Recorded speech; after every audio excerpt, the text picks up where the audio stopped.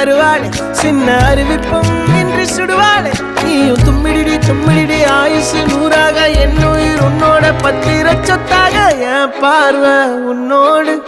உன் பொம்மை கண்ணோடு பேசாமல் விண்ணோடு நாம் மிதந்து போவோம் காதாரா அடியாளோ நான் தாங்க மாறோடு